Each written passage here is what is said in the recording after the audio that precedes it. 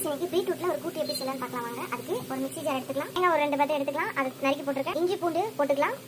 சோம்பு கொஞ்சம், வெங்காயம் ஒரு பாதி, இது வரையும் சேர்த்து அரைச்சிக்கலாம். குக்கர்ல ஒரு அளவுக்கு கடலைப்பருப்பை கழுவி பீட்ரூட்டை அரிஞ்சதை பொடி அரிஞ்சதை போட்டுக்கலாம். வெங்காயம் ஒன்று அரிஞ்சு வச்சிருக்கேன், அதையும் போட்டுக்கலாம்.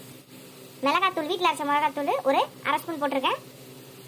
சப்போஸ் இது போட விருப்பம் இல்லைன்னா ரெட் சில்லி பவுடர் ஒரு ஸ்பூனும், தனியாத்தூள் ஒரு ஸ்பூனும் போட்டுக்கலாம்.